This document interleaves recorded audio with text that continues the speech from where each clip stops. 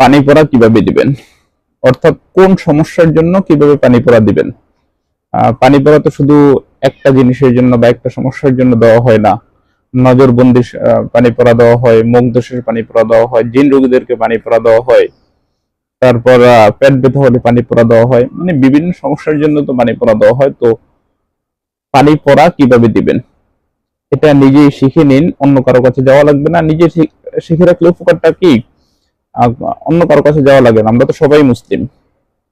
তো আপনারা যদি এটা শিখে রাখতে পারেন যে পানি পড়াটা কিভাবে দিবেন, তাহলে অন্য কোনো হুজুরের কাছে আর যাওয়া লাগবে না। যেহেতু আমি মুসলিম, এটা শিখে রাখলে আমার উপকার এবং নিজের জন্য এটা ভালো। তো আজকের এই ভিডিওটি আপনাদের জন্য খুবই গুরুত্বপূর্ণ।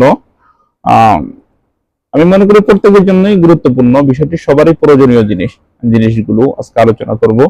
তাই ভিডিওটিকে না টেনে একটু শেষ পর্যন্ত দেখবেন। ভিডিওটি শুরু করার আগে সংক্ষেপে কিছু কথা বলি।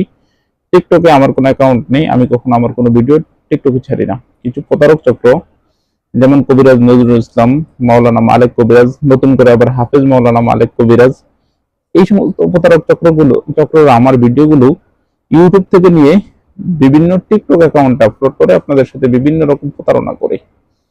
প্রতারক চক্র থেকে সাবধানে থাকতে স্ক্রিনে দেওয়া 3355 নাম্বারে ভিডিও কল দিয়ে কনফার্ম হয়ে দেখে তারপর আমাকে কাজ দিবেন। চলুন কথা না বাড়িয়ে ভিডিওর মেইন আলোচনায় আসতে পারি। দর্শক, আলোচনা করতেছিলাম যে কিভাবে পানি পড়া দিবেন।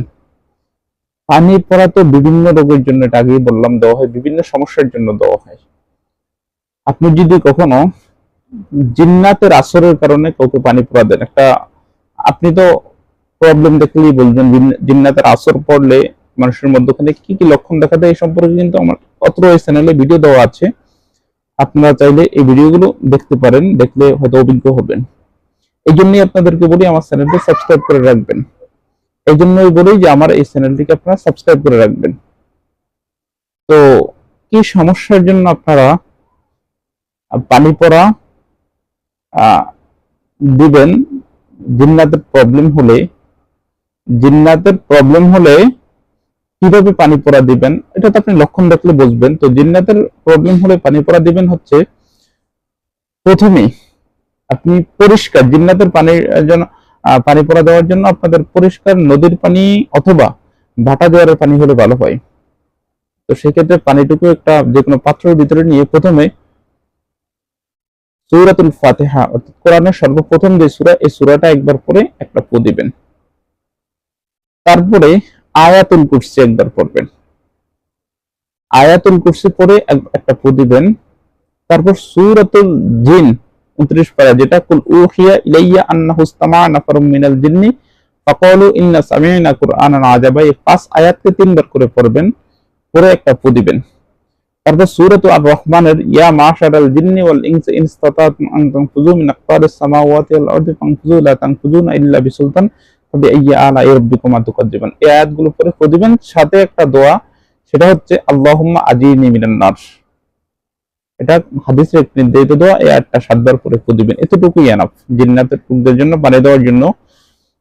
যদি নরমাল ভাবে জিনের আসরটা রোগীর শরীরে থাকে, জিন তৎক্ষণাৎ চলে যাবে। আর যদি নরমাল ভাবে না থাকে, তাহলে একটু সময় লাগবে যেতে, বা রোগীর মুখ দিয়ে জিন যদি কথা বলতে না চায়, কথা বের হবে। দ্বিতীয়ত, কারো উপর যদি বদনজর পড়ে, আপনার বাচ্চা কাচ্চা আশেপাশে কোনো লোকদের উপর যদি বদনজর পড়ে, তাহলে পানি পড়া কিভাবে দিবেন। প্রথমে সূরা ফাতিহা পড়ে নিবেন, আউযু বিসমিল্লাহ সহ সূরা ফাতিহা পড়ে একটা ফু দিবেন পানির ভিতরে। তারপর আপনারা ওয়া ইয়াকাদুল্লাযীনা কাফারু লা ইউযলিকুনাকা বিআবসারিহিম লাম্মা সামি'ু যিকরা ওয়া ইয়াকুলুনা ইন্নাহু লামাজনুন ওয়া মা হুয়া ইল্লা যিকরুল লিল আলামিন। এটা হচ্ছে সূরাতুল কলম 29 পারায়, এটা শেষ আয়াত, একদম সর্বশেষ আয়াত, সূরাতুল কলমের শেষ আয়াত। এই আয়াতটা 7 বার পরে পানিতে 7টা ফু দিবেন। আবার এই আয়াতটা পরে যে লোকটা বদনজরে আক্রান্ত, নজর বন্ধ লাগছে না, এই বদনজর কিন্তু সত্য, এটা তার গায়ে প্রথমে 7টা ফু দিবেন। এই পানিটা একটু ফু দিয়ে তাকে একটু তার গায়ে একটু ছিটে দিবেন, একটু খাওয়াই দিবেন, বদনজর সেরে যাবে। আরেকটা হচ্ছে, অনেক বাচ্চাদের খাবারের নজর লাগে, খাবারের সাথে নজর লাগে, সেই ক্ষেত্রে আপনারা এই পানি পড়াটা দেওয়ার ক্ষেত্রে সূরা ফাতিহা পড়ে নেবেন। তারপর সূরাতুল ওয়াকিয়াকে শুরু থেকে শেষ পর্যন্ত একবার পরে একটা খাবারের ভিতরে ফু দিবেন। আরেকটা হচ্ছে সূরাতুল হাশরের শেষের 3 আয়াত, পরে একটা ফু দিয়ে ওই খাবারের ভিতরে ফু দিয়ে যার বদ নজর লাগছে খাবারের ভিতরে তাকে খাওয়াই দিবেন, বাস সেরে যাবে। কারো শরীর স্বাস্থ্যে যদি বদ নজর লাগে এই ক্ষেত্রে ওই লোকটাকে এনে সূরাতুল বাকারার শেষের 7 আয়াত পাঠ করে তাকে ফু দিবেন এবং আয়াতুস সেহের গুলো যেগুলো আছে এগুলো পুরে পরে একটু ফু দিবেন। আয়াতুস সেহের কি এগুলো এই সম্পর্কে কিন্তু আমার চ্যানেলে ভিডিও দেওয়া আছে, আপনারা চাইলে ভিডিওগুলো দেখে নিতে পারেন। তো আয়াতুস সেহের গুলো পরে ওই লোকটাকে ফু দিলে আশা করি লোকটা পরিপূর্ণ সুস্থ হয়ে যাবে। এছাড়া অন্য কোনো ঝাড়ফুঁক সম্পর্কে কোনো আয়াত যদি আপনাদের প্রয়োজন হয় আপনারা আমার সাথে স্ক্রিনে দেওয়া নম্বরে যোগাযোগ করবেন, যে কোনো প্রয়োজনে যোগাযোগ করলে আমি ইনশাআল্লাহ আপনাদেরকে বলে দেব। ধন্যবাদ, অথবা আমাকে কমেন্টও করতে পারেন আপনারা। ধন্যবাদ।